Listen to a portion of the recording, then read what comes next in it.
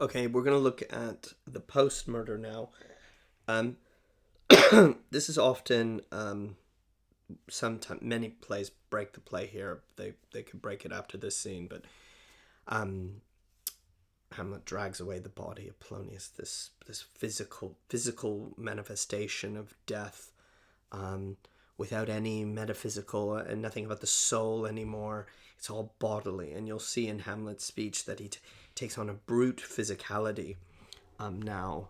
Um, Queen Gertrude has been instructed not to sleep with Claudius, and she really seems to have had a lot of sympathy with Hamlet, and immediately she takes a kind of different take when the king comes. What, Gertrude? How does Hamlet?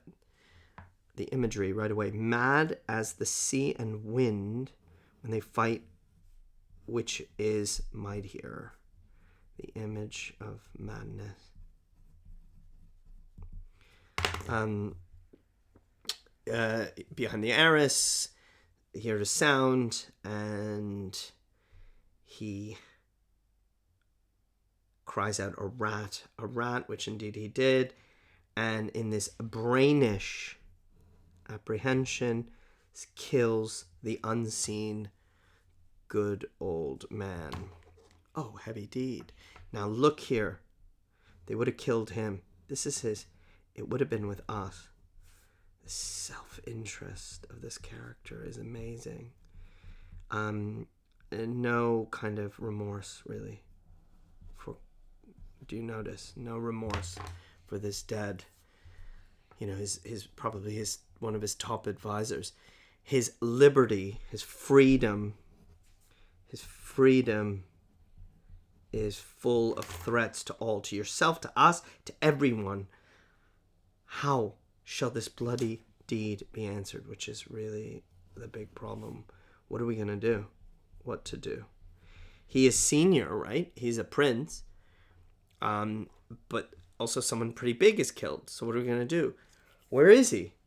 To draw apart the body he hath killed, or whom his very madness, like some ore among mineral of metal's base,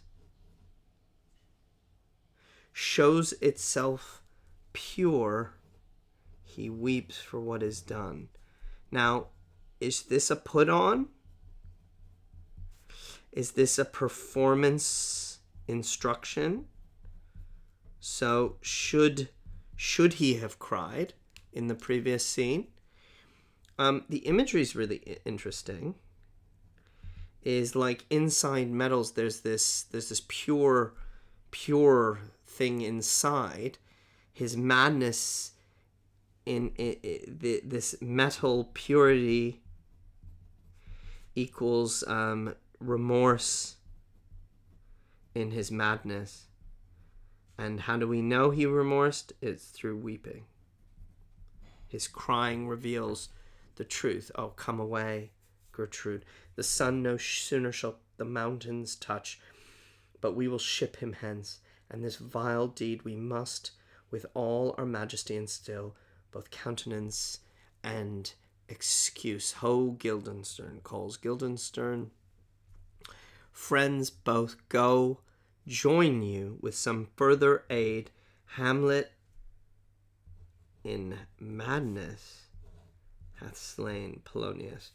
It's important to say killed in madness. It's a justification, of course.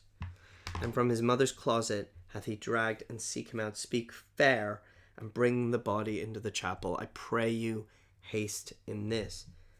Come, Gertrude, we'll call up our wisest friends, and let them know both what we mean to do and what's untimely done. Oh, come away.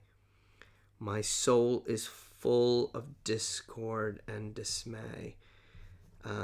This couplet ends the scene, kind of brings it to a conclusion. We see his fear, his sense of unease. Why is he uneasy? Not for Polonius, but for himself. Then come these scenes where Hamlet is addressed and found, and they really capture a lot of his wordplay and his jokiness and his stratagem for avoidance. So Rosencrantz and Guildenstern find him in 4-2. What have you done, my lord, with the dead body? Compounded it with dust, whereto 'tis kin. So we become dust. So we are related to dust. The body is just into the ground. We're on borrow. 'Tis us tell us where it is, that we may take it thence and bear it to the chapel. Do not believe it. Believe what? That I keep your counsel and not mine own. Besides, to be demanded of a sponge, what replication would be made by the son of a king? Here we really get his class superiority here. Hierarchy. Who are you to order me? What, you take me for a sponge? Yes, and a sponge that soaks up the king's face. His rewards, his authorities. But such officers do the king's best service in the end. It keeps them like an ape in the corner of his jaw, first mouthed to be the last swallowed. You will be used and spat out. It is but squeezing you, and sponge you shall be dry again. Used, soaked, squeezed. You're just an object of use. You're something to use. You don't have real power. I don't understand what you're saying. I'm glad of it. A knavish speech sleeps in a foolish ear. My words kind of sit or they'll stay with you, sleeping, but you don't have to understand them. We understand them. Again, it's a mockery of status, I think, is really what I'm seeing here.